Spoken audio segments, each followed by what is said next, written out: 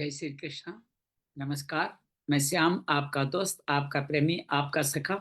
माघ मास शुक्ल पक्ष तृतीया सम्मत 2082 21 जनवरी के दिन गीता साधक साजिनी स्वाध्याय के 214वें 214 एपिक्रम में आपका अभिनंदन करता हूँ, स्वागत करता हूँ।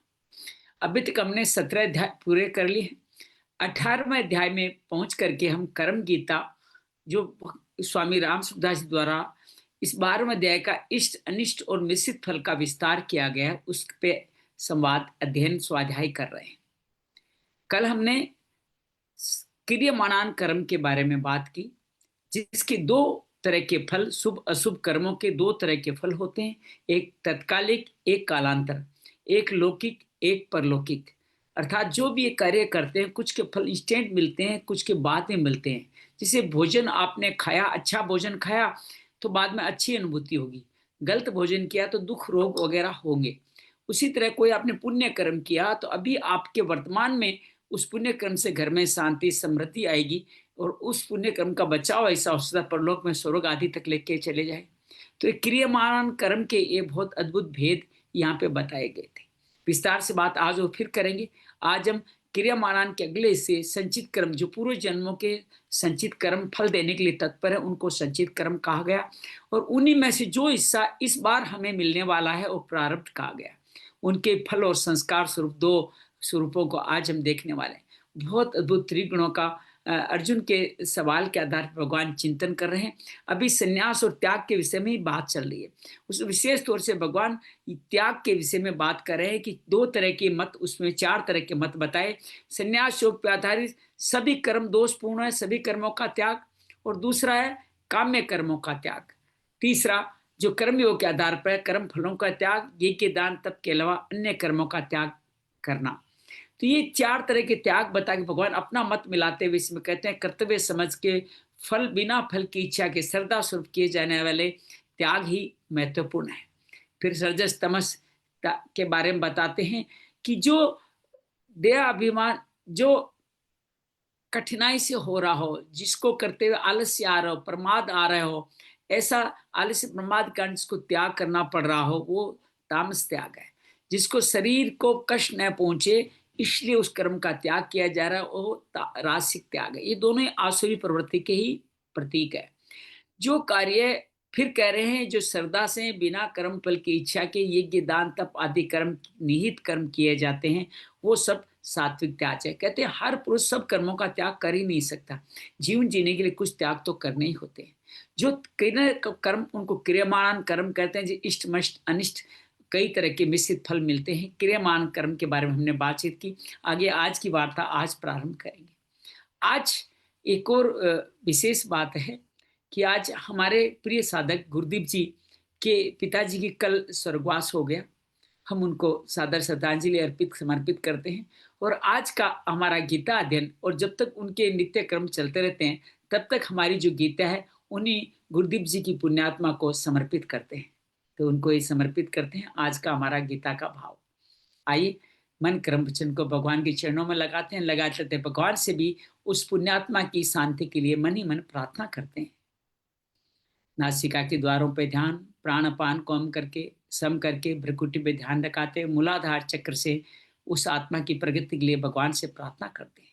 नमो भगवते वासुदेवाय, नमो भगवते वासुदेवाय, नमो भगवते वासुदेवाय, नमो भगवते वासुदेवाय, नमो भगवते वासुदेवाय, नमो भगवते वासुदेवाय, नमो भगवते वासुदेवाय। वसुदेव सुतं देवं कंस चाणूरमर्दनं देवकी परमानंदम कृष्ण वंदे जगद्गुरुं, श्री कृष्ण वंदे जगद्गुरुं।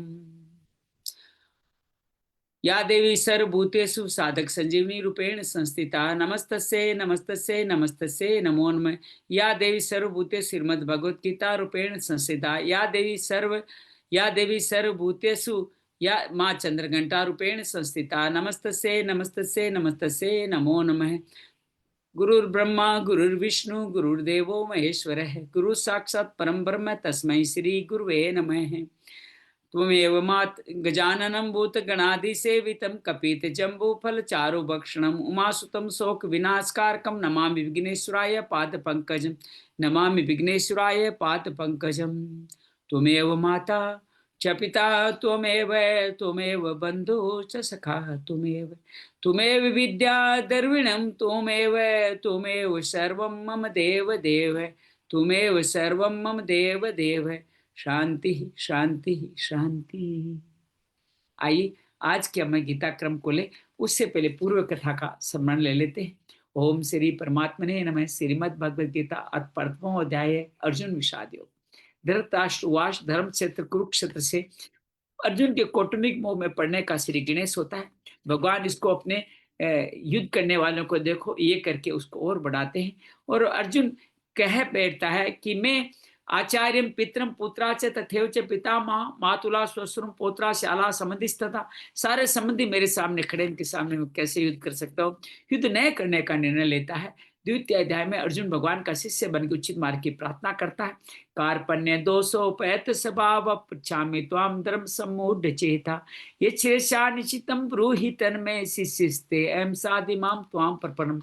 मैं कायरता के दोष से ग्रस्त हूँ, मैं आपकी शरण में हूँ, मेरे लिए उचित मार्ग बताइए। भगवान कृपा करते हैं। ज्ञान विज्ञान ज्ञान योग और कर्म योग दो मार्ग बताते हैं। शरीर का विवेक से पालन करो और सुख दुख हानि लाभ को ध्यान में न रखते हुए युद्ध करो, तुम पापों से मुक्त पाओगे। भगवान कर्मण्यवाधिकार से निष्काम कर्म का उपदेश देते हैं कि समत्व में स्थित हो जाओगे, सभी कर्म कुशलता से करोगे, अनामय फल पाओगे, मोह कलिलम से मुक्त होकर स्थिर बुद्धि वाले बन जाओगे। और भगवान से जब अर्जुन पूछता है कि ये स्थिर बुद्धि वाले क्या होते हैं, भगवान कहते हैं प्रजहातीत यदा कामान सर्वान पार्थ मनोगतान आत्मन आत्मनाम तुष्य स्थित प्रज्ञस्थ उच्यते। जो अपने कामनाओं को मन के जो मन है उसके अंदर कामनाओं को आसित नहीं होने देता, जो अपने मन के स्तर पे संतुष्ट रहता है, आत्मा को संतुष्ट रहता है, वो स्थित प्रज्ञ होता है। और अर्जुन कहता है ऐसा सबको स्थित प्रज्ञ क्यों नहीं बन पाते, तो भगवान उसके कारण भी बताते हैं। और तीसरे अध्याय में अर्जुन भगवान से सवाल पूछ बैठता है सांख्य कर्मयोग में कौन श्रेष्ठ है। भगवान कहते हैं कर्म सभी में करना पड़ेगा, नियत कर्म कर्म कम यज्ञ कर्म बंधन से मुक्ति के लिए जो ब्रह्मा ने तुम्हारी उत्पत्ति सारे साधन देके इसीलिए की है। इन कर्मों को करने से, यज्ञ करने से अन्न जल आदि सबकी पुष्टि होगी। भगवान कहते हैं जो इस तरह सेवा में लगे रहते हैं, दूसरों का भी अपने आचरण से प्रमाण, जो आचरण करते हैं वैसा प्रमाण देते मार्गदर्शन करते हैं। जनक आदि भी यही करते हैं, मैं भी यही करता हूँ। बुद्धि में भेद नहीं रखते हुए वो गुण कर्म विभाग के अनुसार विचलित वेदों का मंद बुद्धि वालों का भी मार्गदर्शन करते हैं। भगवान अध्यात्म चेतना चेतसा पद से, निराशी निर्मम पद से खुद ही मार्गदर्शन करते हैं। लेकिन ये कह देते हैं इंद्रियों के अंदर जो आसित हैं, जो राग द्वेष में व्यवस्थित है, वो मेरे पंथ पे नहीं चल पाएंगे। भगवान कहते हैं स्वधर्म निर्धर्म श्रेणी, अर्थात अपने धर्म में मरना भी कल्याणकारी, पर धर्म में जीना भी अकल्याणकारी। अर्जुन पूछता है ऐसा क्यों। भगवान काम ऐस क्रोध ऐसे रजोगुण समध्व है। रजोगुण का काम और क्रोध कांड अपनी आत्मा विवेक ढक जाता है। महापापी कामना को मार डालो। आज फिर कामना पे बात होगी। चौथे अध्याय में भगवान निष्काम कर्म का इतिहास सूर्य से बताते हुए कहते हैं कि मैं अजन्मा अवयव अविनाशी, जब जब धर्म की हानि तो अधर्म का प्रभाव पड़ता तब मैं जन्म लेता हूँ। मेरे जन्म कर्म दिव्य जो जान लेता है, मेरा भक्त बन के मेरा स्मरण करता है, बाकी सिद्धियों के लिए देवताओं का स्मरण करते हैं। चतुर्वर्ण्य मया सृष्टम, मैंने रचे गुण कर्म के आधार पर, लेकिन मैं उदासीन रहता हूँ, लिप्त नहीं होता। मुमुक्षु सब ये जानते हैं कर्म में अक्रम। कल हमने देखा कर्म में अक्रम प्रकृति पुरुष का मिलन न करने से अक्रम बनेगा। अक्रम ही जीवन जीने का तरीका है। कर्म में अक्रम, निषिद्ध कर्म विक्रम न करें और नित्य तृप्त ऐसा करने में निराशी चित्तात्मा जो मिलता है उसमें संतुष्ट रहते, ज्ञान में स्थित रहते, अपने समस्त कर्म करते, यज्ञ आदि कर्म करके सब कर्मों को जला देते हैं। वो कहते हैं ब्रह्म आदि यज्ञ करते हैं, तप यज्ञ योग के ज्ञान यज्ञ करते हैं। ज्ञान यज्ञ को श्रेष्ठ बताया, तत्वदर्शी मार्गदर्शी शरण में जाके ये कार्य करें। भगवान कहते हैं इस तरह से, भगवान बार बार कहते हैं कि इस तरह से योगियों के शरण में जाकर के अपने सभी क्लेशों को काट करके तुम मेरे में स्थापित हो जाओ। उसके लिए श्रद्धा संयंत्रियता और तत्परता की आवश्यकता बताते हैं और कहते हैं ज्ञान से शांति मिलेगी, अश्रद्धा संशय खत्म हो गए, तुम भी इस ज्ञान रूपी तलवार से ऐसा सब खत्म करो और उठो, खड़े हो, युद्ध करो। पंचम अध्याय में अर्जुन फिर पूछता है कि संन्यास योग कर्म योग में कौन श्रेष्ठ है। भगवान कहते हैं कि कर्म दोनों का कर्म फल में एक ही हूं, लेकिन सांख्य योगी अर्थात कर्म संन्यास योग में कठिनाइयां बड़ी है। कर्म योगी सहज से शांति से योग युक्त विशुद्ध आत्मा हो जाता है। हालांकि कर्म ज्ञान योगी भी शरीर का विवेक से धारण करके ही परम फल पाते हैं। भगवान कहते हैं कर्म योगी नौ द्वारे देह रुते फल इच्छा में लिप्त नहीं होने कारण जल्दी मेरा भक्त बनता है, मेरी बुद्धि मेरे प्राण होते हैं, अपने सभी कलेशों काट करके अपुनरावृत्ति को प्राप्त होता है, समदर्शी बन जाता है। विद्या विनय समन ब्राह्मण चंडाल, दो जगह समदर्शी है, एक यहाँ और एक 8वें अध्याय में भी आएगा। उसके प्रिय प्रिय कुछ नहीं होता, वो अक्षर सुख पाता है और बाकी सब दुख योनि में भोगते रहते हैं। ये अंतरात्मा सुखी ज्योतिर्मान सर्वभूत रिते रहता, ये सब बहुत महत्वपूर्ण है। उसमें लीन होते हुए अपने समस्त क्लेशों को काट देता है। वो मेरा ध्यान करता है, मुझे जान जाता है, मेरा एक तप मेरे समर्पित करे, मेरा भक्त मन मेरा सुहृद बन जाता है। 6वें अध्याय में आत्मसंयोग में भगवान कहते हैं जो कर्म फल पे अनाश्रित है उनको कोई कर्म करना न करना महत्वपूर्ण नहीं है। कर्मों के त्याग से कोई सन्यासी नहीं होता। सर्व संकल्प का त्याग ही योगारूढ़ का एक गुण आत्मा का उद्धार करता है। और भगवान कहते हैं उद्धार करके आत्मा को जीत के प्रशांत आत्मा परमात्मा को समरखते सुख दुख हानि लाभ में समदर्शी हो जाए। फिर समदर्शी की बात यहाँ आई है। ज्ञान से तब निर्विकार जितेंद्रिय लोहा सोना पापी वेरी साधु में समदर्शी होता है। वो पवित्र प्रदेश में बैठ करके यम आदि अप्रिय नियमों का पालन करते हुए बुद्धि मुझ में लगा करके अर्थात नासिका के द्वारों पर ध्यान रखते हुए भ्रुकुटी पे ध्यान लगाते हुए ब्रह्मचारी वर्तमान में रहते हुए वो निर्वाण परमा शांति को पाता है। और भगवान कहते हैं ज्यादा सोने ज्यादा खाने वालों का सिद्ध नहीं होता, युक्ताहार विहार अश्य करने वालों का सिद्ध होता है। वो चित्त को निरुद्ध करके योग की सेवना करते हैं। उसकी उपमा दीपक की ऊर्ध्वगामी लोह से देते हैं। अत्यधिक सुख पाते हैं, दुख अत्यधिक सुख लाभ विचलित नहीं करते, दुखों का संयोग का वियोग हो जाता है। और अनिर्वृत चेतस से मेरा भक्त धीरे धीरे धारणा वाली बुद्धि से चंचल मुझ में लगाकर सत्व रजस तमस से आगे बढ़ते हुए गुणातीत होकर के वो ब्रह्म स्पर्श सुख पाते हैं। सब भूत तो मुझे देखते हैं, इसलिए मैं उनके लिए कभी अदृश्य नहीं होता। अर्जुन कहता है मैं ऐसा नहीं कर पा रहा हूं। तो भगवान अभ्यास वैराग्य का रास्ता बताते हैं और अर्जुन के संशय व्यक्त करने को बताते हैं इस रास्ते पर चलेगी विनाश दुर्गति नहीं होगी। रास्ता आधा पार हुआ है तो सूची नाम श्रीमंता गेय के रास्ते से, पूरा रास्ता अधूरा रह गया तो योगी नाम कुल्य भक्ति से अनेक जन्म की संसिद्ध की यात्रा पूरी हो जाएगी।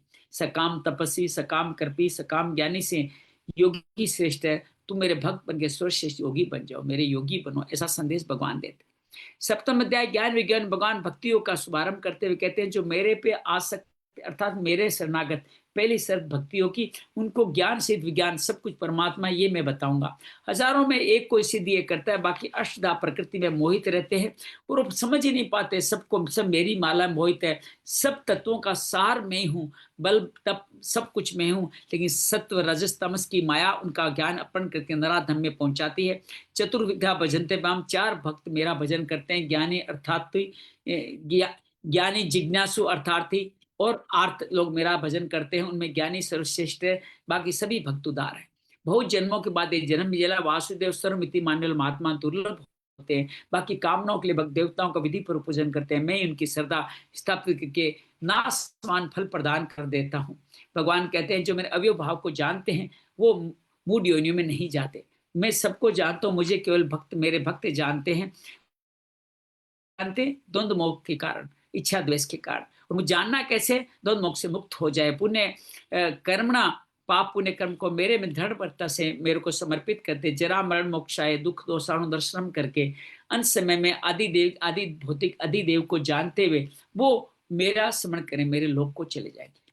8वें अध्याय में अर्जुन पूछता है अध्यात्म क्या, तो भगवान के संपूर्ण जगत का प्रभाव करने वाले अखिल भर में उनका कर्म आदि कर्म है और अपनी इंद्रियों से उनको जानना ही अध्यात्म है। इंद्रिया में मन भी आ जाता है। भगवान ये कहते हैं कि मेरा स्मरण करते हुए जाता है वो आदि भौतिक आदि देविक और आदि यज्ञ के द्वारा मेरा स्मरण करता है और मेरे लोक को जाता है, इसमें कोई संशय मत रखना। भगवान सगुण निराकार निर्गुण निराकार सगुण साकार 3 मुक्ति के रास्ते बताते हुए अपना परिचय देते हैं। कविवम पुराणम अनुशासितारम अरुणन्यासम समृद्धि सर्वस्य दातारम अचिंत्य रूपम आदित्य वर्णम तमसम परस्तात्। मैं आदि हूँ, पुराण हूँ, मैं सबका पालन पोषण करता हूँ, मैं तमस से परे हूँ। प्रयाण काल में मन बुद्धि को मुझ में लगाकर मानसिक ओम का उच्चारण करते हुए मेरे धाम को पहुंच जाते हैं। सगुण साकार वाले अनन्य भाव से मेरा भक्त करते हैं और वो दुर्लभ है, उनको दुखालिम सांस से मुक्ति मिलती है, महात्मा बनते हैं। हालांकि बर्मा तक सभी लोग पुनरावर्ती है बर्मा की रात्रि दिन के बारे में विस्तार से बताते हुए शुक्ल उत्तरायण की दो गतियों के बारे में बताते हैं। जो उन गतियों मोहित नहीं होता, वेद यज्ञ ताप धन के पुण्य फलों को मेरे में समर्पित करके मेरे धाम को पहुंचता है। 9वें अध्याय में भक्ति और ज्ञान विज्ञान का दोबारा विस्तार करते हैं। ये इनमें भक्तियों में विभूतियां आती ही आती है, विभूतियां ही भक्ति की तरफ आकर्षित करती है। इदम तो गुह्यतम, ये गुह्यतम ज्ञान मैं आपके सामने कह रहा हूँ। ज्ञान विज्ञान से जो राज विद्या, विद्याओं की राजा है, जो गोपनीय, जो पवित्र है, सुख में, धर्म में सहज है। ऐसे श्रद्धा वाले पुरुष ऐसा नहीं करते, मृत्यु संसार में लौटते रहते हैं। समस्त संसार में मैं हूँ, संसार मुझ में नहीं, सब जीवों में मैं हूँ, सब जीव मुझ में नहीं। मैं आकाश हूँ तो समस्त वक्त वायु है, और मैं प्रकृति के प्रारंभ में अपनी अध्यक्षता में गुण कर्म के आधार पर सभी का सर्जन करता हूँ। लेकिन मैं इसमें कभी भी अपने आप को उदासीन रखता हूं। लेकिन जो लोग मेरे इस भाव को नहीं जानते, मेरी अवज्ञा करते हैं, मोग आशा मोग कर्मणों अविवेक के आधार पर नराधम असुरी संपदा में फंसते जाते हैं। महात्मा जो देवी संपदा वाले अनन्य भाव से मेरा कीर्तन दृढ़ता पूर्वक नमस्त नित्य युक्त उपासना करते हैं, ज्ञान यज्ञ के द्वारा, कर्म यज्ञ के द्वारा, क्योंकि वो जानते हैं मैं ही करता हूँ, मैं यज्ञ हूँ, मैं औषधि हूँ, मैं मंत्र हूँ, मैं ये हवन हूँ, मैं ये ओंकार हूँ, मैं वेद हूँ, मैं प्रभु हूँ, मैं प्रलय हूँ, मैं निवास हूँ, मैं शरण हूँ, मैं साक्षी हूँ। मैं सूर्य की तरह तप के अंजल को अमृत में बनाता हूँ। लोग तीनों युद्धों में लिखे स्वर्ग की कामना कर लेके सात्विक कर्म करते हैं, सब लंबे समय तक स्वर्ग में जाते हैं, कर्म पुण्य क्षीण होने वापस धरती पे आ जाते हैं। भगवान कहते हैं देवताओं भजने वाला मेरा ही अविधि पूर्वक भजने है, और जो मेरा भजन करते हैं योग क्षेम वहां मैं उनका मैं देखता हूँ। देवता भजने वाले देव लोग मेरे भजन, मेरे लोग, मेरा भजन सहज है। पत्रम पुष्पम फलम तोयम, जो मेरे लिए समर्पित करते हैं उनको मोक्ष, मैं शुभ अशुभ फलों से मुक्त करके मोक्ष प्रदान करता हूँ। मेरे लिए कोई प्रिय प्रिय नहीं। पाप योनि, दुराचारी, स्त्री, वेश्य, शूद्र और ब्राह्मण, क्षत्रिय जो मेरा भजन करने का निश्चय लेते तो मेरा महात्मा हो जाता है। मन मनाओ मऊ बद भक्तो मध्याजी मान नमस्करु मामे से उत्तम आत्मा परायण, मेरे भक्त मेरा नमस्कार, मेरे में युक्त हो जाओ। विभूति योग 10वें अध्याय में भगवान ये कहते हैं कि तेरे हित की कामना से मैं और कुछ भी कहना चाहता हूँ, अर्थात विभूति अपनी बताना चाहते हैं। भगवान कहते हैं मेरे इस प्रभु प्रलय को महर्षि और देवता भी नहीं जानते, मैं अजन्मा अविनाशी, जो जान लेता मुक्त हो जाता है। अपनी 20 बुद्धि ज्ञान समोह अहिंसा समता तुष्टि आदि 20 विभूतियों के बारे में बताते हैं। 4 सनकादि 7 महर्षि 12 मनुष्य अपनी प्रजा बताते हैं, अपनी विभूतियों को बताने कहते हैं। इनको जानना कितना सहज है उसका तरीका बताते हैं। मच्चिता मदगत प्राणा बोधयंतम परस्परम कथ्यंत च मान नित्यम तुष्यंति च रमंति च, मेरे में चित्त मेरे प्राण मेरी कथाओं कथन स्वरूप मुक्त हो जाते हैं। मेरे में प्रीति लगाने वाले को मैं प्रकाशवान रोशनी प्रदान करता हूँ। अर्जुन कहता है आप सही कह रहे हैं, परम भरम है, परम धाम है, पवित्र है, परम भगवान है, आदि पुरुष है, शाश्वत है। ये आप ही नहीं, देव ऋषि नारद आदि भी कहते हैं।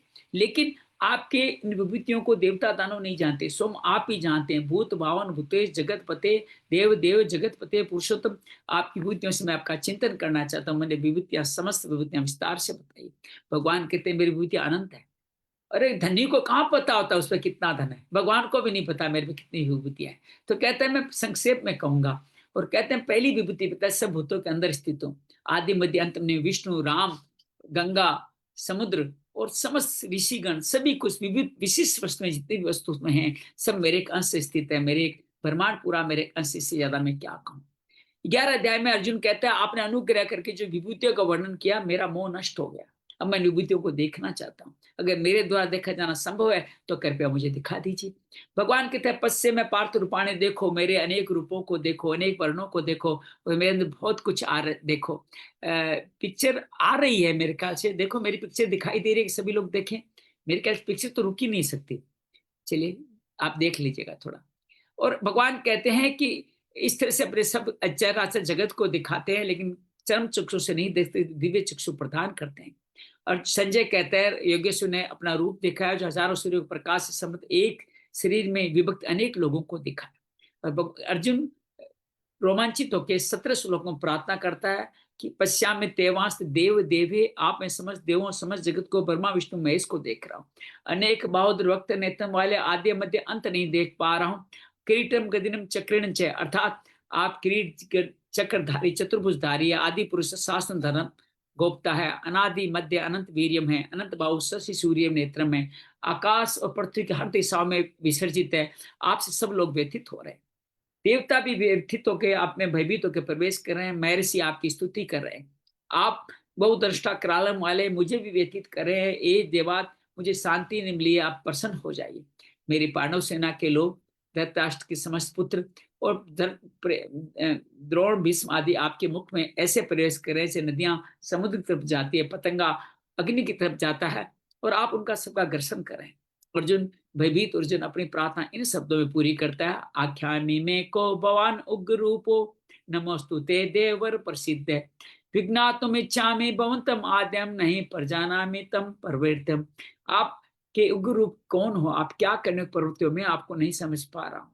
भगवान कहते हैं कालोस्मि लोक क्षय कृत प्रदो, मैं काल हूँ सबका। आज में 24 तत्व में 25वां तत्व काल भी बताया गया है, जो पुरुष भी है और भगवान भी है। तो उसमें सबका नाश करने के लिए हूं, निमित्त मात्र बन जाओ, तुम इस निष्कंटक राज्य को भोगो। संजय कहता है, अर्जुन फिर भयभीत अर्जुन फिर स्तुति करता है, आपके नाम गुण लीला से समझ जगत शांति पा रहा है, उत्पत्ति पा रहा है और राक्षस लोग असुरी संपत्ति दूर भाग रही है। आप आदि देव पुरुष आप ही हो, सत असत से परे हो, वायु अग्नि वरुण आप हो। आपको आगे पीछे से नमस्कार है कि अनंत वीर्यामित विक्रम भी आप ही है। मैंने आपकी महिमा को नहीं जाना। एक सखा है मित्र कहते हुए मैंने आपका अपमान किया। पिता लोकस्य चराचर से, सबके लोक के पिता आप ही है। मैं आपको प्रणाम करता हूँ, मित्र समझ के मुझे क्षमा करें और मैं व्यथित हूँ, मुझे चतुर्भुज रूप दिखा के शांति प्रदान करें। भगवान कहते हैं व्यथित मत हो, मेरा ये विश्व रूप हर कोई नहीं देख सकता, ये तुम ही देख पा रहे हो। और संजय कहते हैं भगवान फिर सौम्य रूप और द्विभुज रूप चतुर्भुज दोनों दिखाते हैं। फिर भगवान कहते हैं अर्जुन की सौम्य अवस्था प्राप्त करने वाले मेरा ये रूप देवता भी देखने लालच करते हैं कि अनन्य भक्ति से ये देखा जा सकता है। कैसे करें भक्ति, तरीका बता रहे भगवान स्वयं। मत कर्म कन मत परमो मत भक्त संग वर्जित है, निर्वेश सर्वभूतेषु ऐसे मामेति पांडव। अर्थात मेरे लिए कर्म करो, मेरी भक्ति मेरे निर्वेर होकर आश्रय से मुक्त होकर करो, तुम मेरे में समा जाओगे। द्वादश अध्याय में अर्जुन फिर पूछता है सगुण साकार निर्गुण निराकार कौन श्रेष्ठ है। भगवान कहते हैं श्रद्धा से मेरी उपासना करता है वही श्रेष्ठ, क्योंकि अचिंतन वाले मेरा अचिंत का चिंतन करने वाले देहाभिमान के कारण मुझे चिंतन नहीं कर पाते। इसलिए श्रद्धा से जो कर्म सब मेरे तत्पर होकर मेरे अर्पण मेरे कर्म अर्पित करते हैं अनन्य भाव से, वो योगी लोग मेरी उपासना करते हैं, उनको मृत्यु संसार सागर से मुक्ति दिलाते। कैसे उपासना करते हैं, समर्पण योग, अभ्यास योग, मेरे लिए कर्म करना, कर्म फल का त्याग। सार स्वरूप बताते हैं अभ्यास योग से ज्ञान श्रेष्ठ है, ज्ञान से ध्यान और ध्यान से कर्म फल का त्याग श्रेष्ठ है, जो तुम शांति प्रदान करते। अपने भक्तों के 39 लक्षणों के बारे में बताते हैं। अद्वेष्टा सर्वभूतानां मित्र करुण एवं चैनिर्ममो निरंकार सम दुख सुख क्षमी, जो मित्र करुणा से भरे हुए हैं, जो द्वेष भाव नहीं रखते किसी में, निर्मम है, निरंकार है, सुख दुख में सम है, वो ही मेरे भक्त है। ये भक्त मुझे बड़े प्रिय है, लेकिन जो रास्ते पे चलते हैं मुझे अति प्रिय है। त्रियोदश क्षेत्र के भगवान कहते हैं 24 तत्वों और 7 विकारों वाला ये शरीर क्षेत्र है, इसको जानने वाला क्षेत्र है जो मैं हूँ। भगवान कहते हैं यही जानना ज्ञान है, इसके अलावा सब अज्ञान है, यही वेदों में लिखा हुआ है। ये देहाभिमान के कारण मुझे नहीं जान पाते, इसलिए 20 ज्ञान के साधन भी भगवान यहाँ बताते हैं। अमानितम अदम्बितम शांतिर आज्वम आचार्योपासनम शोषम स्थिरम, आत्मविनिग्रह, दिखावटीपन नहीं होना, दंभ नहीं होना, अहिंसा का पालन करते हैं, शांति रखते हैं, सरलता रखते हैं और भगवान कहते हैं क्षमावान भी होते हैं, अपने गुरु आचार्य की सेवा करते हैं, पवित्र रहते हैं, आत्मा को विनिग्रह करते हैं। ये सब कुछ ज्ञान है, इसके अलावा सब ज्ञान है। भगवान कहते हैं कि मुझ ज्ञेय को जानने के लिए जानो। कैसे जाने, सत से परे हो, अनादि हो, सब भूतों में रहते हुए भी दिखते नहीं हो, सभी गुणों का प्रकाश आपसे है लेकिन आप गुणों से प्रभावित नहीं होते, चर अचर आप हैं, दूर नजदीक भी आप हैं, आप अविभक्त हैं, सभी भूतों में विभक्त भी है, आप पालन भी करते हैं, स्थिति भी देते हैं और संहार भी करते हैं, ज्योतिषमान है, तमस को दूर करते हैं, ज्ञानम ज्ञेयम ज्ञान गम्यम, ज्ञान ज्ञेय और ज्ञान जानने योग्य आप ही हृदय में निवास करते हैं। ये क्षेत्र ज्ञान ज्ञेय को भगवान का जो जान लेता है मद भक्त हो जाता है, मेरा भक्त हो जाता है। प्रकृति शरीर है, पुरुष उसके अंदर है, जिसको गुणों के कारण हम उसको भोक्ता बना देते हैं, उस कारण से बार बार जन्म मरण के सिलसिले में हम फंसते रहते हैं। इनसे मुक्ति के 4 साधन ध्यान, ज्ञान, कर्म और संतों की शरण। भगवान कहते हैं स्थावर जंगम सभी क्षेत्र क्षेत्र के संयोग से हुए, सब भूतों में मैं हूं ऐसा देखने वाले पवित्र होते हैं। हालांकि मैं देख रहता हुआ कुछ करता नहीं, लिप्त नहीं होता, आकाश की तरह सूर्य की तरह रहता हूं। ज्ञान चक्षुषा, इसको केवल विवेक के माध्यम से देखा जा सकता है। चतुर्दश अध्याय में निर्गुण निराकार के अध्याय को आगे बढ़ाते हुए कहते हैं ये जो मेरे इन 20 मतों से अपना कल्याण कर लेते हैं वो मेरे सहधर्मी हो जाते हैं, प्रलय काल में व्यथित नहीं होते, इनका दोबारा जन्म भी नहीं होता। भगवान बार बार कहते हैं कि इस जगत का माता पिता सब मैं ही हूं, लेकिन तीनों गुणों के कारण मुझको बार बार बांध दिया जाता है। कैसे बांधते हैं? सत्व ज्ञान की आसक्ति, सुख की आसक्ति से, रजस राग की आसक्ति से, और तमस मोह के कारण मुझे बांध देता है। और कहते तीनों गुण एक दूसरे को दबा के आगे बढ़ते हैं। प्रकाश, प्रवृत्ति और मोह के कारण जो जैसी गति जिसकी होती है वैसा ही वो अपनी मुक्ति पाता है। अर्थात जो सत्व के प्रकाश में है वो ब्रह्मलोक तक जाते हैं, जो प्रवृत्ति में कार्य कर रहे हैं वो मनुष्य लोग दोबारा लेते हैं, और जो मोह के ज्ञान के कारण तमस योनियों में जाते हैं सिर्फ गुणातीत मेरे धाम को जाते हैं। अर्जुन श्रेष्ठ बात पूछता है और कहता है कि आप गुणातीत होता क्या है, कैसे चलता है? भगवान के जब प्रकाश प्रवृत्ति मोह से जो मुक्त होता है, जिसको परवर्त और निवर्त दोनों नहीं होना, उदासीन होता है, गुणा गुणे से वर्तनता जानते हुए समदर्शी होता है, और भक्ति अविवेचारणी निश्चय पूर्व भक्ति से मेरा भजन करता है, वो अमृत को पाता है, एकांतिक सुख भी पा लेता है। पंचदश अध्याय ऊर्ध्व मूल मगध शाखा में भगवान ये कहना चाहते हैं सबके मूल में मैं हूं, और समस्त ब्रह्मा और समस्त लोग अपने गुण परवादा विषय पर कारण बंधन के लोक है। इनसे मुक्ति पानी है, असंग सस्ते दृढ़ चित्वा, वैराग्य से पाइए, मर्म परम पद की खोज कीजिए, निर्माण मोह जित संग दोषा हो जाए। अपना परिचय बताते हैं, सूर्य शशांक अग्नि ज्यादा पवित्र हूं, सब जीवों में मैं रहता हूं, लेकिन जीव अपने पांचों से मन आदि इंद्रियों कारण मुझको स्पर्श नहीं करताते। जैसे वायु गंध को दूर ले जाती है, वैसे ही ये शरीर जीवात्मा को मुझसे दूर ले जाता है। और भगवान कहते हैं जिस गुणों में जो ये स्थित रहते हैं, इस गुणों के कारण वो मूड होते हैं, मुझको नहीं देखते, सिर्फ ज्ञान चक्षु वाले ही मुझे देख पाते हैं। योगी मुझ में स्थित रहते हैं, मैं उनमें रहता हूं। और इस तरह से भगवान का अपना परिचय दोबारा संपूर्ण करते हैं 5 भावों से। मैं पृथ्वी पे धारण करता हूँ, सूर्य तक प्रकाश देता हूँ, चंद्रमा बन के सब औषधियों को पोषण देता हूँ, और एम वैश्वानरो भूतवा सब भोजन को पकाता हूँ। सबके हृदय में रहते ज्ञान स्मृति संशय का नाश करता हूँ, क्योंकि वेद जानने योग्य वेदांत में ही हूँ। 3 तरह के शरीर के बारे में, अक्षर शरीर जो नष्ट होने वाला है, अक्षर जो इसको अंदर रहता है, और जो पुरुषोत्तम है उससे अलग है। वो क्या है उसका परिचय देते हैं, अक्षर से अतीत पुरुष से उत्तम वही पुरुषोत्तम है। सब भाव से मुझ पुरुषोत्तम को जान जाओ, यही गुह्यतम शास्त्र है। इसको आप कर्म योग, ज्ञान योग, भक्ति योग से जान के कृत कृतज्ञ बन जाओ। षोडश अध्याय भगवान अव्यम सत्य संशुद्ध अहिंसा सत्यम क्रोध त्यज क्षमा धति शोचम आदि 26 विभूतियां हमारे अंदर दी है, उनका परिचय देते हैं। भगवान कहते हैं लेकिन तुम दंभ दर्प अभिमान कठोरता अज्ञान के कारण इनको ढक लेते हो और बंधन में बन जाते हो, क्योंकि देवी संपदा तो मुक्ति के लिए देगी। 2 तरह के लोग, देवी संपदा से देवी संपदा वाले, आसुरी संपदा वाले। आसुरी संपदा बंधन में बांधने वाली तो है, प्रवृत्ति निवृत्ति नहीं जानते, असोच नहीं जानते, आचरण कैसे करना नहीं जानते, असत्य को प्रतिष्ठित करते हैं, ईश्वर है नहीं ये मानते हैं, और सम संसार स्त्री पुरुष के संयोग से उत्पन्न हुआ है। अपने अल्प बुद्धि से सबको नष्ट आत्मा मानते हैं, उग्र कर्म करते हैं, जगत का अहित करते हैं, क्षय को प्राप्त होते हैं। काम में आश्रित होकर दुष्पन्न दंभ मान मदान्वित में वो रख के असुचि व्रत करते हैं, जीवन पर चिंता में पड़े रहते हैं। अब सोचिए जो चिंता करते हैं वो ऐसे ही लोग हैं। कामापभोग मर्मा, काम भोग करना है सब कुछ ऐसा निश्चय मानते हैं। आशा पास सदैर पदार्थ, आशा के साथ हजारों फांसियों में फंसे हुए, काम क्रोध के प्रायण होके अन्याय पूर्वक अर्थ का संचरण कर इतना पा लिया, इतना और पाएंगे, इतना और पालेंगे, ये शत्रु मार दिया गया, मैं ईश्वर हूँ, सुखी हूँ, बलवान हूँ, सुखी हूँ, ऐसा करके नाम मात्र के यज्ञ भी करते हैं। चित्त भ्रांति पूर्ण रहता है, मोह जाल में आवर्त रहता है, काम भाग में पड़े हुए नरकों में घिरते रहते हैं। वो अपने आप को धन मान अधन अकड़ मानते हैं, अहंकार मानते हैं, दम पूर्वक नाम मात्र के यज्ञ भी करते हैं, लेकिन अहंकार बलम दर्प काम क्रोध से आश्रित होकर के वो नई चीजों में गिरते ही चले जाते हैं। क्रूर संसार में द्वेष के कारण नराधम हो जाते हैं और आसुरी योनियों में उनको गिराता चलाता हूँ, बार बार गिराता हूँ। योनियों के बाद में उनको नरक आदि भी भुगतने पड़ते हैं, मेरी परम गति नहीं पाते, क्योंकि नरक के 3 द्वार उनके लिए हमेशा खुले रखते हैं, वो काम, क्रोध और लाभ। और जो इन 3 द्वारों निर्भर है वो उनको परम गति, मेरे श्रेय पूर्णमति नहीं मिल पाती। या इन तीनों से मुक्ति पाओ, मेरे गति पालो। ये शास्त्र विधि है, इसके साथ चलने पर ही सुख शांति मिलेगी, अशास्त्र विधि से सुख शांति नहीं मिलेगी। ये शास्त्र का प्रमाण है, ऐसे कार्य करो, शास्त्र के विधान को समझते हुए कर्म करो, तो तुम अकर्म में अकर्म करके मुझको पा जाओगे। 17वें अध्याय में भगवान श्रद्धा तरह विभाग 14वें अध्याय को आगे बढ़ाते हैं, क्योंकि अर्जुन पूछता है कि शास्त्र विधि से जो आपका पूजन करते हैं उनकी क्या गति होगी। भगवान कहते हैं 3 तरह की श्रद्धा, सत्व, रजस, तमस।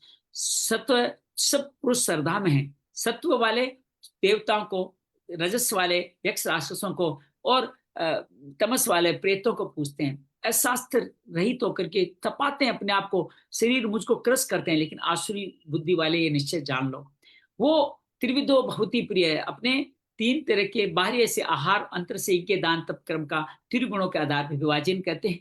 जिसको सत्व, बल, आरोग्य बढ़ाने का पहले भाव देखता है वो सात्विक भोजन करता है। जो पहले भोजन कैसा है, उसका क्या प्रभाव, ये नहीं देखता, वो सुख दुख, रोग और शोक को प्राप्त होता है। तमस वाले कुछ नहीं देखते, आगे यानी पीछे अखाद्य पदार्थ खाते हैं, मूढ़ योनियों में जाते हैं। यज्ञ के बारे में बताते हैं कि यज्ञ बिना फल की इच्छा से, ये यज्ञ करना मेरा कर्तव्य है, ये मान के समाधान से मन को समझ जाते हैं, वो सात्विक यज्ञ करते हैं। जो दंभ के लिए, फल के लिए और अपने आप को श्रेष्ठ मान के यज्ञ को विधि पूर्वक करते हैं, वो राजस विद्या है। जो विधिहीन, मंत्रहीन, श्रद्धावीर, दक्षिणा रहित करते हैं, तामस यज्ञ करते हैं। शारीरिक तप के बारे में बताते हैं, देव, द्विज, गुरु, पाकी का पूजन करना, सरलता और पवित्रता से ब्रह्मचर्य, अहिंसा आपके शरीर के तप कहे जाते हैं। किसी कोई उद्वेगित नहीं हो, प्रिय हितकारी वचन बोले, स्वाध्याय अभ्यास करने वाले वाणी के तप है। मन प्रसाद सौम्यतम, मन आपका प्रसन्न रहे, सौम्य रहे, आत्मा को विनिग्र करे, भाव शुद्ध रहे, ये मनस का तप है। श्रद्धा से विधि पूर्वक ये जो तप कर रहे हैं, शारीरिक मानसिक तप, वो बिना फल की इच्छा से करने वाले सात्विक तप कहलाते हैं। सत्कार, मान, पूजा के दम पूर्वक जो किए जाते हैं वो तप आपके राजसिक तप कहे जाते हैं। जो मूर्ता से शरीर को कष्ट देते हुए दूसरों के अकल्याण की दृष्टि से किए जाते हैं, तामस तप कहे जाते हैं। दान के बारे में बताते हैं, दान देना कर्तव्य है। अनुपकारी को देश काल पात्र का ध्यान रखते हुए दान देते हैं, वो सात्विक दान है। जो देश काल पात्र का तो ध्यान रखते हैं, लेकिन साथ में फल का उद्देश्य बना लेते हैं, उपकार कर रहे हो ऐसा मान लेते हैं, कष्ट मुश्किल से दिखावा करके दान देते हैं, और राजसिक दान है। जो देश काल पात्र का ध्यान में रहते हुए एक कात्र को असेवा करते हैं, उनका अपमान करते हुए दान देते हैं, वो तामस ध्यान है। और इन तीनों के लिए बाद में शुद्धि मतलब ओम तत्सती निर्देशो, अगर इनमें कुछ ओम और तत्सत तीनों भगवान के स्वरूप है। जब भी वेदों के अनुसार कोई भी विद्या की जाती है, इसके द्वारा भगवान को समर्पित की जाती है। ये ओम भगवान का ही नाम है, ऐसे तत्व भी भगवान का नाम है। यज्ञ, दान, तप, क्रिया उसके समर्पित, उस परम पिता, चाहे आप उसको विष्णु माने, शिव माने, शंकर माने, या माता माने, या गणेश माने, या सूर्य माने, उनके विधान के अनुसार उनको आप तत् करके समर्पित करें। यज्ञ, दान, तप की क्रिया ये इनके माध्यम से करते हैं तो उनसे मोक्ष प्राप्त होता है। कोई कमी रह जाती है तो सत का भाव लाएं, ये सब विद्याएं आपको देगी। ओम तत् करते ही सत आप में आएगा। सद्भाव, साधु भाव से आप कर्मों को प्रशस्त करते चले जाएंगे और इस तरह पार तुम कल्याण को प्राप्त हो जाओगे। लेकिन कहते हैं अश्रद्धा से यज्ञ, दान, तप करोगे तो तुम मुझको नहीं पा पाओगे। यहाँ 17 अध्याय संपूर्ण होता है। आइए 18 अध्याय का अध्ययन करते हैं। सरला से निवेदन करते हैं, प्रथम 10 श्लोकों को हमारे लिए पढ़े, 10 अंजलि पढ़े, 10 आबा पढ़े, 10 हमें भी पढ़े। याद रखिए 18 अध्याय हम गुरुदीप जी के पिताजी जिनका शरीर शांत हो गया उनको समर्पित करते जा रहे। आज का ये पाठ सरला। श्री परमात्मने नमः। श्रीमद्भागवत गीता अथाष्टादशोऽध्यायः। अर्जुन उवाच सन्न्यासस्य महाबाहो तत्त्वमेच्छामि वेदितुं त्यागस्य च ऋषिकेश केशिनिषूदन। श्रीभगवानुवाच काम्यानां कर्मणान्यासं सन्नासङ्कवयो विदुः सर्वकर्मफलत्यागं प्राहुस्त्यागविचक्षणाः त्याजन्तोऽसवदित्येके कर्म प्राहुर्मनीषिणः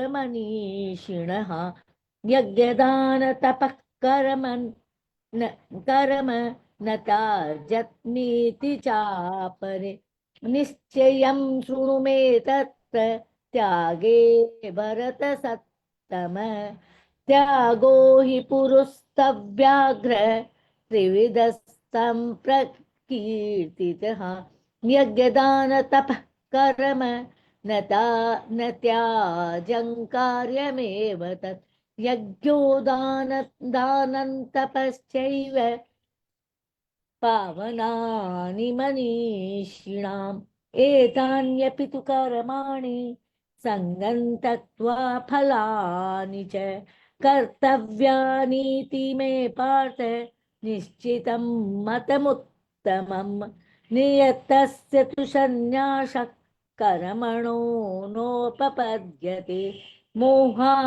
मोहात्तस्य परित्यागस्तामसः परिकीर्तितः दुःखमित्येव यत्कर्म कायक्लेशभयात्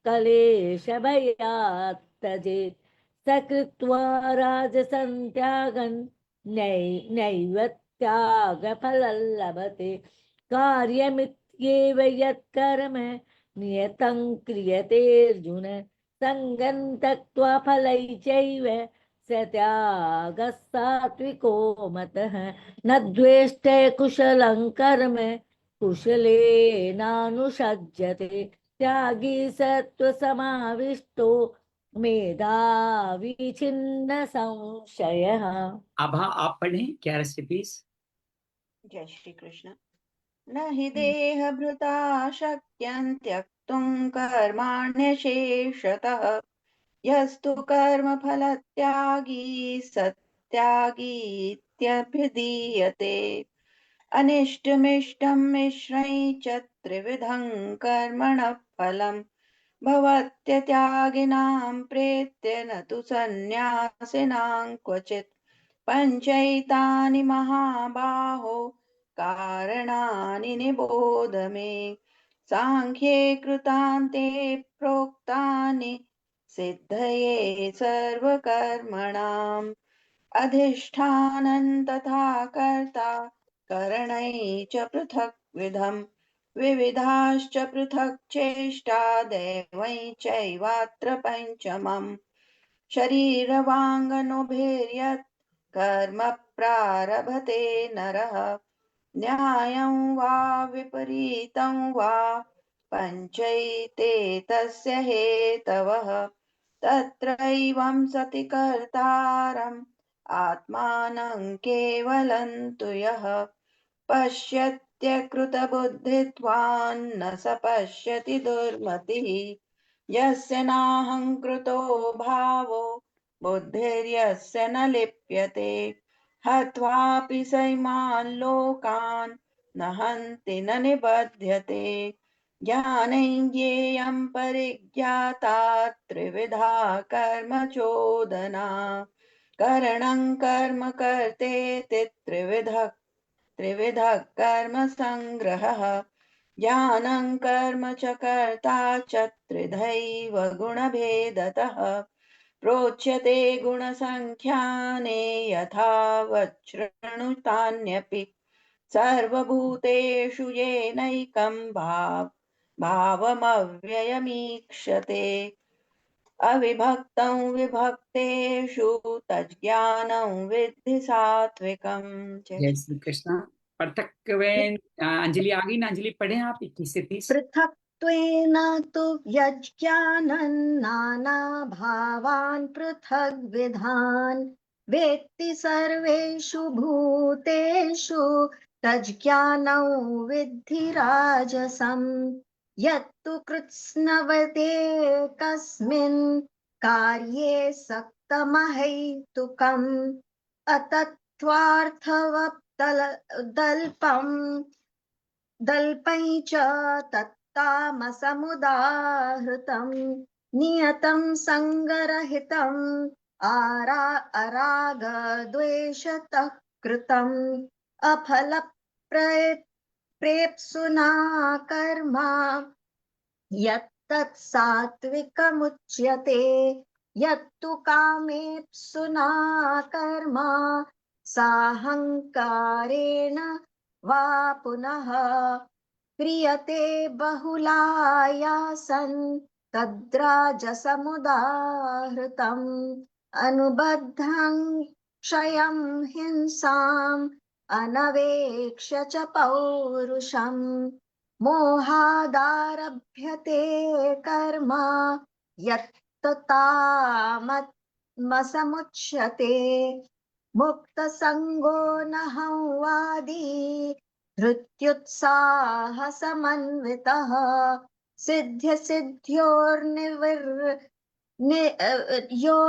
योर्निविर्कारः कर्ता सात्विक उच्यते रागी कर्म फलप्रेप्सुर् लुब्धो हिंसात्मको शुचिः हर्ष शोकान्वितः कर्ता राजसः परिकीर्तितः अयुक्तः प्राकृतस्तब्धः शठो नैष्कृतिको लसः विषादी दीर्घसूत्री च कर्ता तामस उच्यते बुद्धेर्भेदं धृतेश्चैव गुणतस्त्रिविधं शृणु प्रोच्यमानमशेषेण पृथक्त्वेन धनञ्जय प्रवृत्ति च निवृत्ति च कार्याकार्ये भयाभये बन्धं मोक्षं च या वेत्ति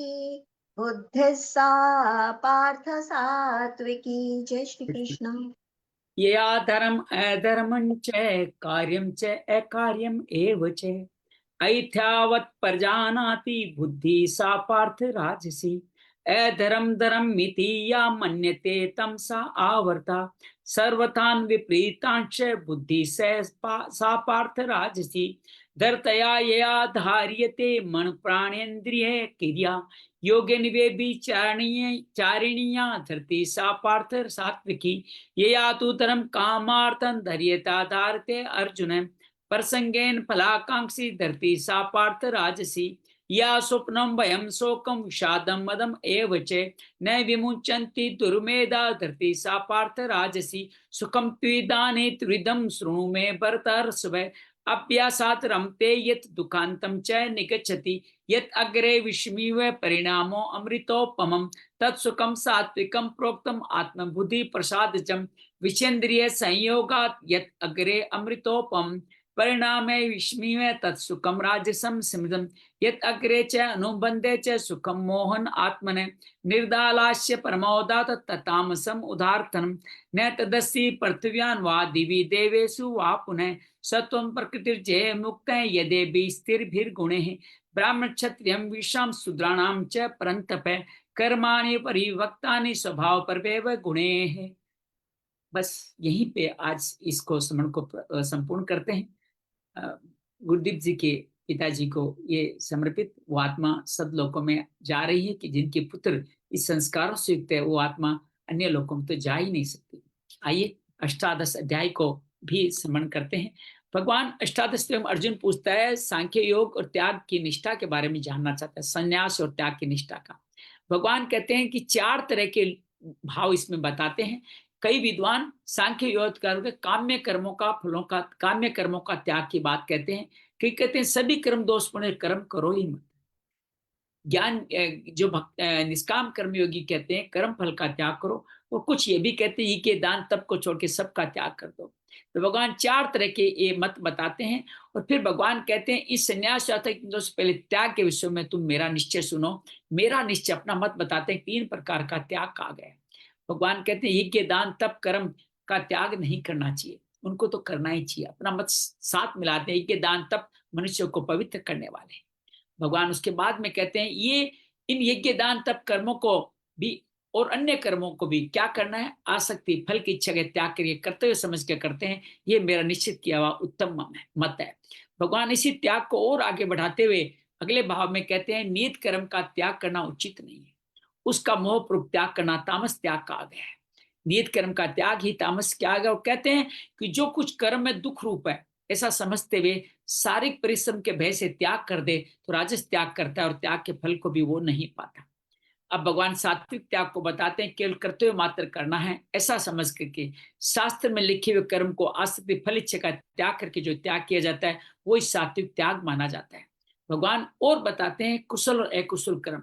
अकुशल वो जो संसार में फंसाएगा, कुशल जो मुक्ति दिलाएगा।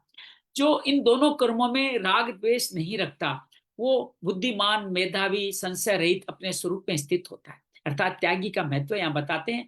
और 11 श्लोक में कहते हैं, कंडेधारी मनुष्य के द्वारा संपूर्ण कर्मों का त्याग करना संभव ही नहीं।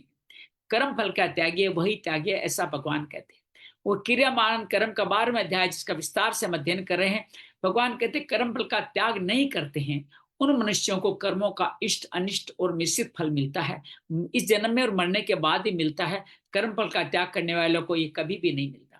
हमने इसके अंतर्गत पहले हमने इन तीनों फलों को देखा कि इष्ट अनिष्ट मिश्रित होते क्या है और उनके आधार पर सन्यासियों को ये भोगने नहीं पड़ते, इस भाव को भी देखा। उसके बाद भगवान ने कर्म संबंधी विशेष बात में हमें 3 तरह के कर्म बताए।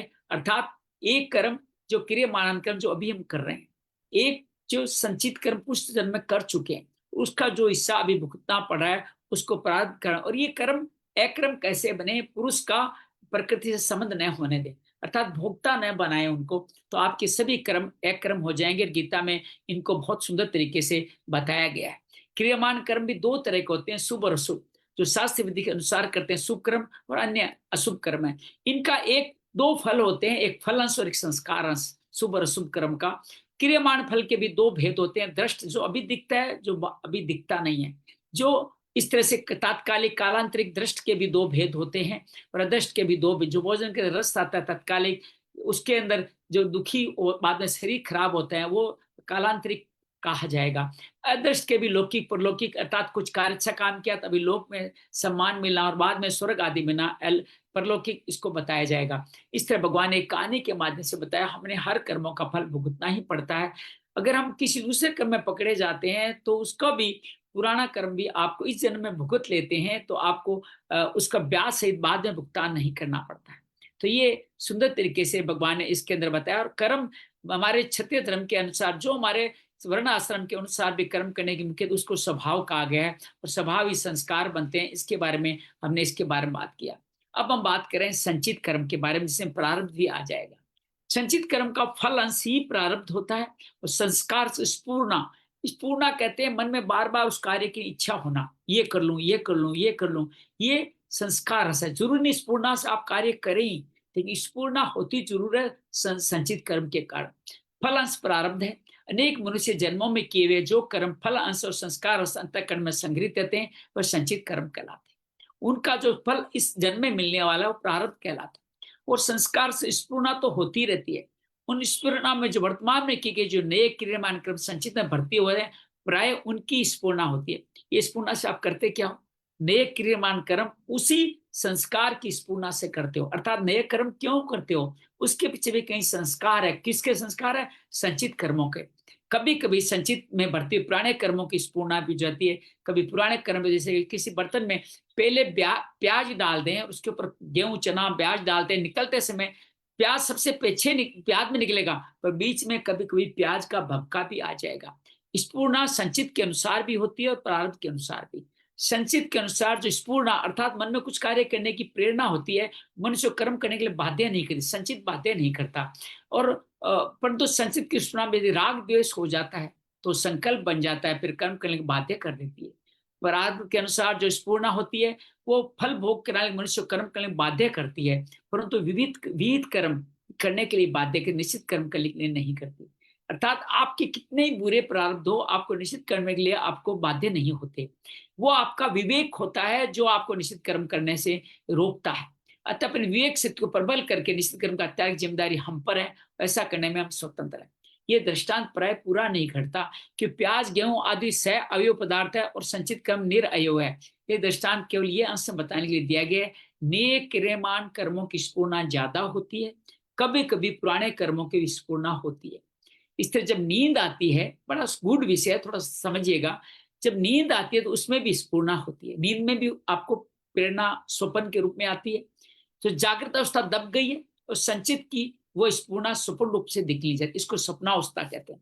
कितना सुंदर स्वप्नावस्था बताया। जागृत अवस्था में जागृत, स्वप्न, सुषुप्ति 3 अवस्थाएं होती है। जैसे मनुष्य जागृत अवस्था बड़ी सावधानी से काम करता है, वो जागृत अवस्था है।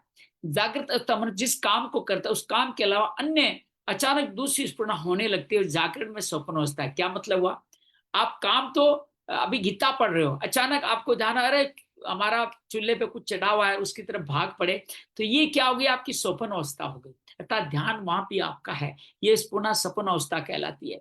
तो जागृत अवस्था में कभी भी काम करते हुए उस काम की अथवा पूरे कर्म में कोई भी स्फूर्णा नहीं होती। आप सिर्फ ध्यान यहीं लगा के बैठे हो, वर्तिरित अवस्था हो जाती है। वो जागृत में सुसुप्ति अवस्था है, अर्थात जागते हुए भी आप सो रहे हो, और ये बड़ी उत्तम अवस्था होती है। अपने कर्म जो करो उसी में 100% देना।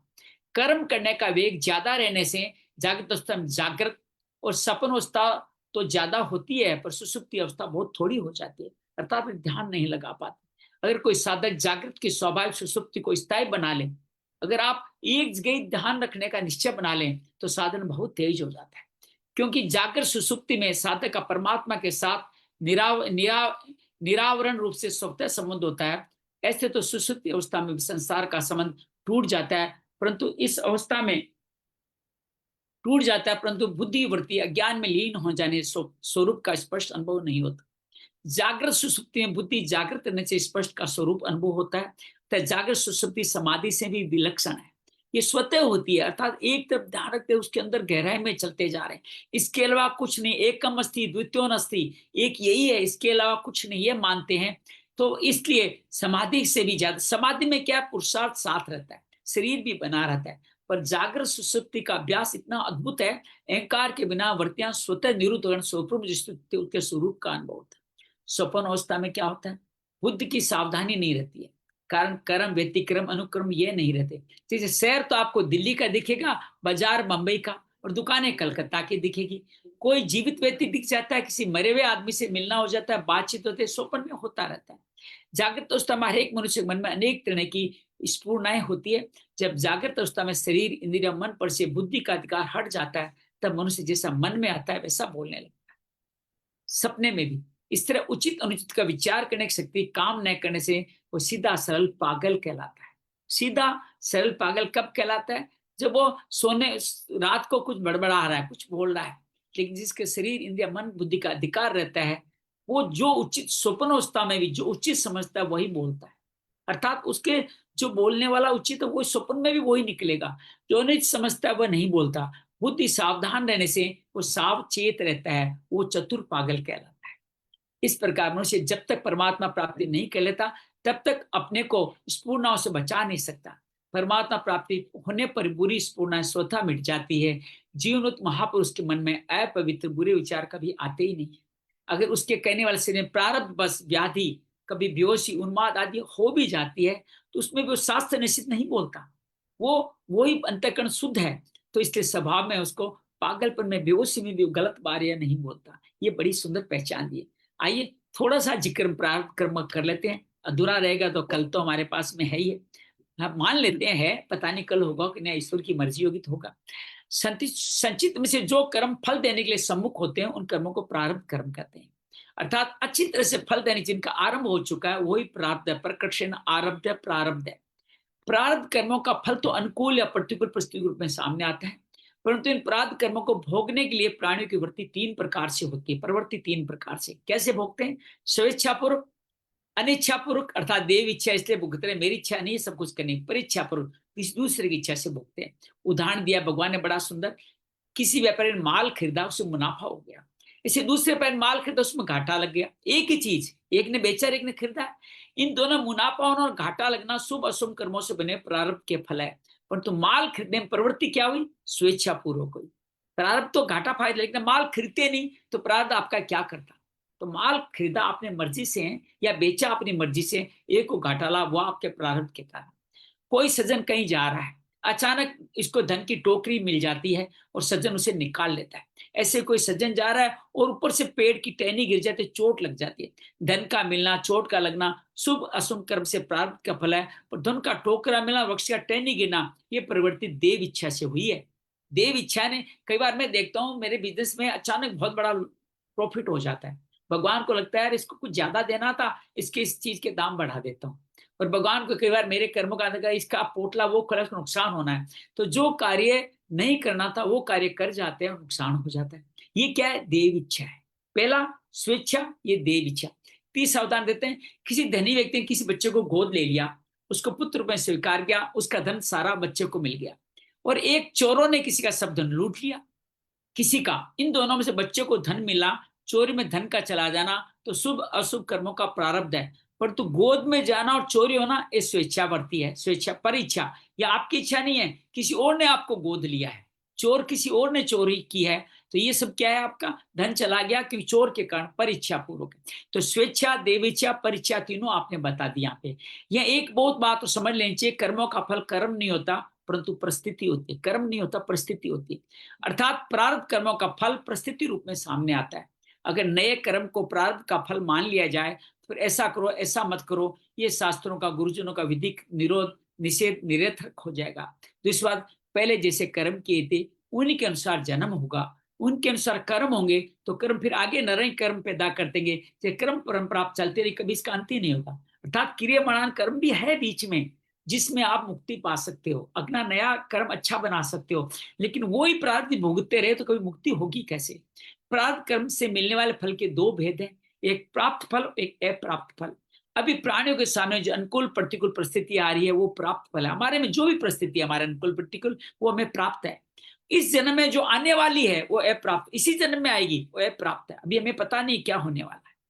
क्रियमान कर्मों का जो फल अंश संचित में जना रहता है वही प्रारब्ध बन गए। जो क्रियमान पिछले जन्म में करके आए हैं वो संचित कर्म में सुरक्षित है, उसके में कुछ हिस्सा प्राप्त बन के अनुकूल प्रतिकूल मिश्र परिस्थिति के रूप में मनुष्य के सामने आता है।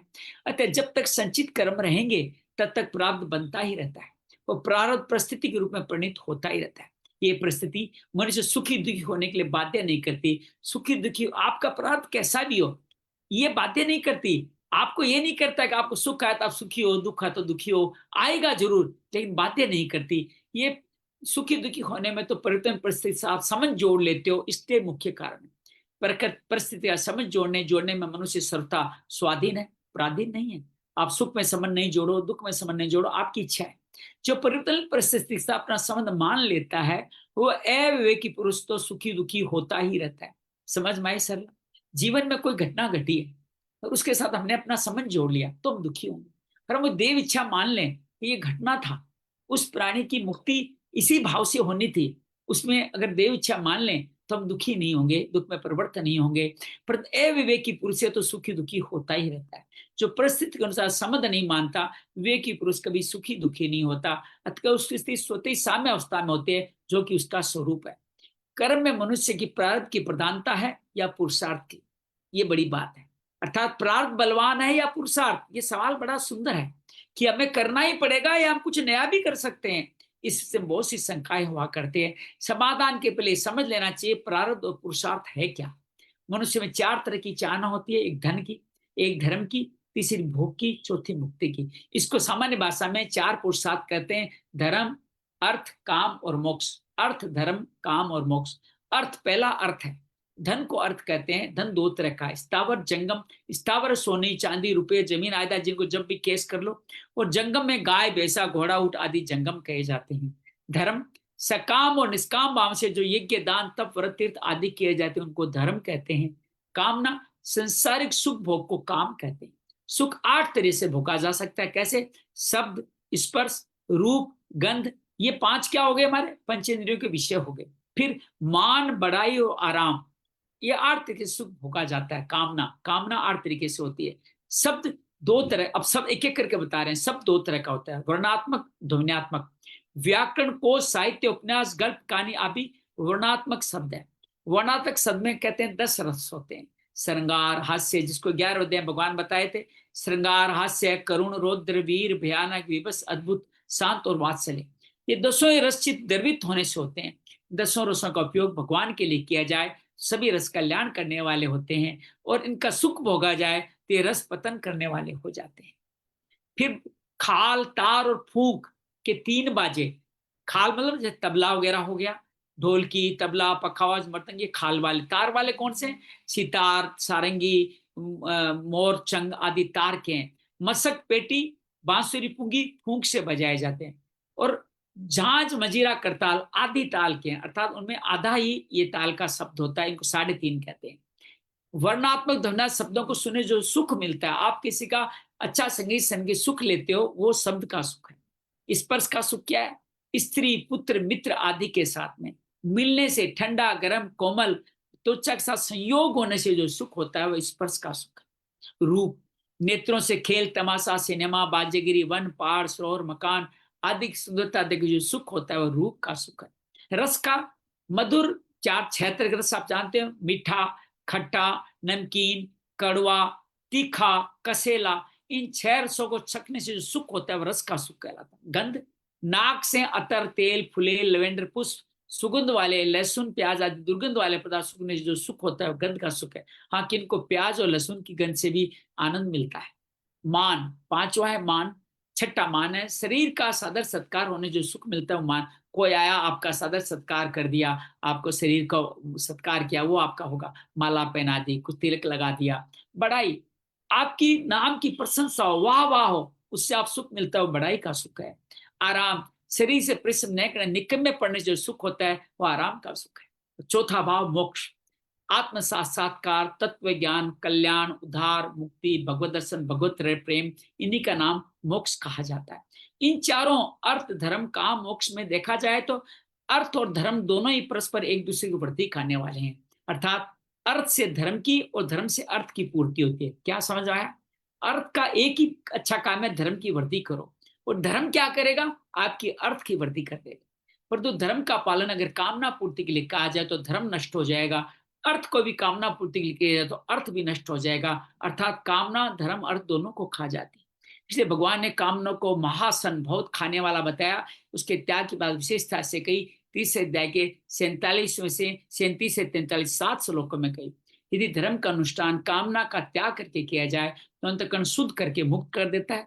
ऐसे धन को कामना का त्याग करके दूसरों को उपकार में, हित में, सुख में खर्च किया जाए, अंतःकरण शुद्ध करके मुक्त कर देता है। अर्थ, धर्म, काम और मोक्ष, इन चारों में अर्थ और काम की प्राप्ति में प्रारब्ध की मुख्यता है। बड़ी बात सुनिएगा, आपको कितना धन मिलेगा, कितना भोगने के मिलेगा, ये प्रारब्ध के कारण है। जो आपने इच्छाएं करी है वही प्रारब्ध के रूप में वो आपको मिलने वाली है।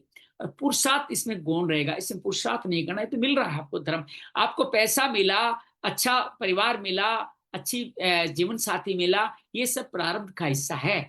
पैसा और साथी, काम, भोग की वस्तुएं। लेकिन पुरुषार्थ क्या है, कहाँ चलेगा? वो धर्म और मोक्ष में पुरुषार्थ की मुख्यतः प्रारब्ध की गौणता है। प्रारब्ध में बहुत गौण होता है, धर्म का भाव, मोक्ष का भाव। प्रारब्ध पुरुषार्थ दोनों का क्षेत्र अलग अलग है और दोनों ही अपने अपने क्षेत्र में प्रधान है। इसलिए क्या क्या संतोष स्त्रीषु कर्तव्य शोदारे भोजने धने त्रिषु चेव से कर्तव्य स्वाध्याय चपतानियो। अर्थात अपनी स्त्री, पुत्र, परिवार, भोजन और धन में तो संतोष करना चाहिए। और स्वाध्याय, ये क्या हो गया? ये अर्थ और काम की बात है, इनमें संतोष करना चाहिए। लेकिन पुरुषार्थ में संतोष नहीं करना चाहिए। स्वाध्याय, पाठ, पूजा, नाम, जप, कीर्तन, दान करने में कभी संतोष नहीं करना चाहिए, ये करते रहना चाहिए। तात्पर्य यह है कि ये हुआ कि प्राप्त के फल दोनों भोग में जो संतोष करना चाहिए वो प्राप्त के जितने मिलने वाले उतने मिलेंगे, उससे अधिक नहीं। क्यों संतोष करो? जो मिलना मिल गया, इससे ज्यादा नहीं मिलने वाले। परंतु धार्मिक अनुष्ठान अपना कल्याण करने में कभी संतोष नहीं जाए, क्योंकि नया पुरुषार्थ ऐसे पुरुषार्थ के मनुष्य शरीर में मिला। तो कर्म के 2 भेद, पुण्य और पाप। शुभ कर्म का फल अनुकूल परिस्थिति प्राप्त होना, अशुभ कर्म का फल आपका अशुभ का प्रतिकूल परिस्थिति प्राप्त होना। कर्म बाहर से किए जाते हैं, कर्मों का फल भी बाहर की परिस्थिति के रूप में ही प्राप्त होता है। तो परिस्थिति जो सुख दुख होते हैं वो भीतर होते हैं। उन परिस्थितियों सुखी दुखी होना शुभ कर्मों का अपराध का फल नहीं है, हमारी मूर्खता का फल है। अगर मूर्खता चली जाए तो भगवान पर अथवा प्रारब्ध पर विश्वास हो जाए तो प्रतिकूल से प्रतिकूल परिस्थिति चित्त में प्रसन्नता होगी, हर्ष नहीं होगा। जिस प्रकार बच्चे का लालन पालन ताड़ना करने में माता की कहीं अकृपा नहीं होती। इससे जीवों का गुण दोष और निंदा कर परमेश्वर की कभी किसी पे अकृपा नहीं होती। दूसरा वाक्य यहीं पे आज संपूर्ण करेंगे।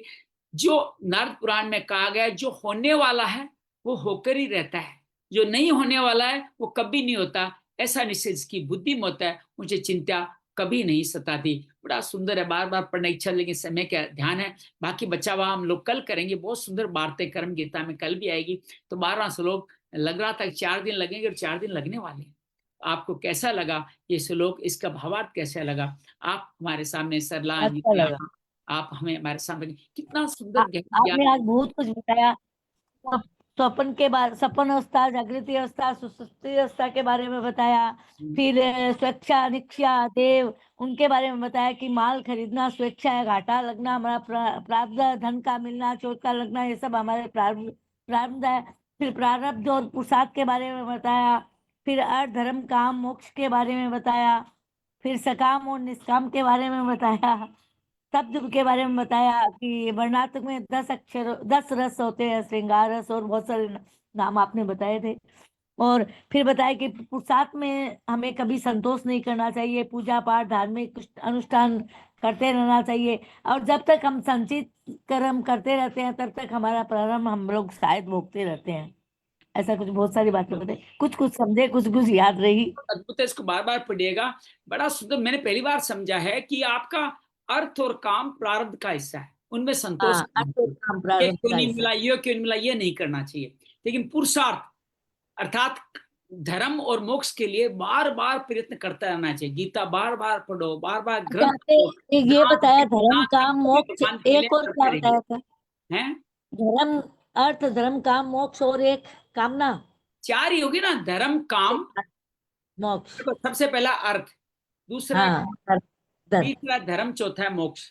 और एक अच्छा, बड़ी सुंदर दूसरा बात काम यह है। कही कि आपके अर्थ के साथ कामना जुड़ जाती है तो अर्थ नष्ट हो जाएगा। अर्थ हो आप जाएगा, अपने अर्थ का हाँ। मिसयूज करोगे, गलत कार्यों में लगा दोगे, धर्म नष्ट, अर्थ फिर धीरे धीरे धन क्या होगा, खत्म होता चला जाएगा। अच्छा, होते ऐसे जाए। कामना के अंदर भी आपने कामना को, अगर आपने काम में भी कामना लगा दी, काम में अर्थात बहुत ज्यादा लगा दी, तो कामना से शरीर भी संसार सब नष्ट होता चला जाएगा। नष्ट हो जाए। कामना है जो धर्म और अर्थ और काम दोनों को नष्ट कर देती है। ये बात समझ, अर्थ और धर्म दोनों को नष्ट कर दे, अर्थ और धर्म को। तो कामना जो बहुत महत्वपूर्ण है, वो धर्म अर्थ दोनों को नष्ट कर देती है, इसलिए कामना को मारना जरूरी है। धर्म भी खत्म हो जाएगा, आपको पता ही नहीं चलेगा मेरा धर्म क्या है, अधर्म क्या कार्य कामना करवा देगी आपसे, गलत रास्ते में, गलत रिश्तों में बंधन में बांध देगी। ये कौन कराता है? कामना कराती है। आपके पैसों का मिसयूज कराते कौन कराती है? कामना कराती है। तो कामना से बचे रहना बहुत महत्वपूर्ण है। तो यहाँ पुरुषार्थ की बात हुई, 12 रसों की बात हुई, शरीर के मिलने वाले 8 सुखों की बात हुई। तो बहुत सुंदर तरह से वर्गीकरण किया गया कि प्रारब्ध कर्म का जो मिल रहा है उसको ये मान के पहले, हाँ ईश्वर का प्रसाद है, न सुखी हो न दुखी हो, यही प्रारब्ध से मुक्ति का एकमात्र तरीका है। नहीं तो प्रारब्ध तो आना ही है। सुखी दुखी होना परिस्थिति है जो हमारे हाथ में, हम चाहे तो सुख हो नहीं दुखी हो, हमारी मर्जी का है ना कि हम सुखी दुखी, तो हमारे हाथ में। जो ही हम उसके फंस जाएंगे तो प्रॉब्लम हो जाएगी। और जागृत सुसुप्ति वाली अवस्था तो बहुत अद्भुत है। आप जाते जाते एक, जागते जागते एक ही काम में लगे रहें तो आप भगवान में लग जाते हैं। समाधि से बड़ा है जागृत सुसुप्ति अवस्था। ये भाव बहुत अद्भुत है, जान करके आनंद से दिल भर गया, बहुत आनंद आया। ठीक है, तो बड़ा सुंदर है। मैंने देखा कि ये अध्याय इतना अद्भुत तरीके से किया गया, आप इसकी कल्पना ही नहीं करते किस तरह से अध्याय भगवान ने हमारे सामने रखा है। बहुत ही अद्भुत हमारे सामने काम रखा है। आइए एक बार हम ध्यान के माध्यम से इसको और समझने का प्रयास करें कि क्या यहाँ पे कहा गया। आराम से बैठ जाए, शरीर को यथासंभव स्थिर कर लें, चेहरे पे सुंदर सी मुस्कान। ये मुस्कान ईश्वर की इच्छा को मानने का संकल्प है। ईश्वर श्वास रूप में हमारे में व्याप्त है। श्वास को देखना ईश्वर के प्रति कृतज्ञता है। शरीर हमारे जैसा हमारे क्रियामाण कर्म पिछले जन्म में रहे, जो संचित कर्म बने, उन्हीं के फल स्वरूप हमारे को शरीर, जन्म, माता पिता, साधन आदि मिले। ये प्रारब्ध का प्रतीक है। संचित कर्म का जो हिस्सा जो फल रूप में मिलता है वो प्रारब्ध है, और जिसकी स्फूर्णा अर्थात प्रेरणा होती रहती है वो संचित कर्म का ही एक संस्कार अंश भी है। अर्थात आप जो कार्य कर रहे हो प्रारब्ध में, साथ साथ कुछ नया कार्य करने की प्रेरणा मिलती रहती है। ये पॉजिटिव नेगेटिव कुछ भी हो सकता है, उसके अनुसार प्रेरणा मिलती रहती है, भी संचित कर्म का एक आभास मात्र होता है। संचित कर्म हमारे जीवन में पूर्व जन्म में किए गए कर्मों का लेखा जोखा होता है। उनको प्रारब्ध के अनुसार अपने जीवन में हमें भोगना ही पड़ता है। ये भोगते समय अनुकूल प्रतिकूल परिस्थितियां आएगी। उन उन प्रतिकूल परिस्थितियों में सम रहना, अर्थात परिस्थितियों के अनुसार अपने आप को उनके अधीन न करने देना ही प्रारब्ध का सुंदर भुगतान है। अर्थात प्रारब्ध के अनुसार बार बार फिर नए कर्म नहीं बनेंगे। और प्रारब्ध को भुगतान करते समय सुखी दुखी होते रहे तो प्रारब्ध का विस्तार होता चला जाएगा, बाद में क्रियामान कर्म में बदलेगा। उनका अगर सुखी दुखी हुए तो क्रियामान कर्म बन जाएगा, क्रियामान कर्म करते फिर उसका फल दोष होगा, फिर संचित कर्म बनेगा, फिर प्रारब्ध कर्म में फिर भुगतान करने आना पड़ेगा। तो मुक्ति का एक ही तरीका है, अनुकूल प्रतिकूल परिस्थिति में समीक्षा रखना। ये सब हो क्यों रहे? हमारी स्वेच्छा के कारण, देव इच्छा के कारण, पर इच्छा के कारण। अर्थात हमारे प्रारब्ध हमें अनुकूल प्रतिकूल परिस्थिति जरूर देता है, लेकिन उन्हें फंसना या न फंसना हमारी इच्छा पर डिपेंड करता है, हम ये खरीदे न खरीदे। देव इच्छा के अनुसार भी जीवन में अचानक कुछ बड़ा धन मिल जाए या बड़ी कोई चोट लग जाए, इन दोनों के अंदर भी हम पर देव इच्छा मान करके उसको समभाव में बने रहें तो देव इच्छा के प्रारब्ध के फल से भी बच जाते हैं।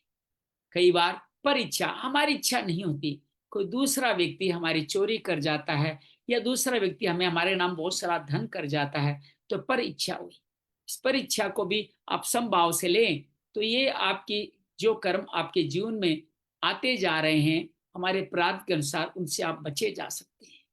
तो ये तीनों तरह के कार्य के साथ हमारे जुड़े हुए हैं हमारे पुरुषार्थ, धर्म, अर्थ और काम, मोक्ष।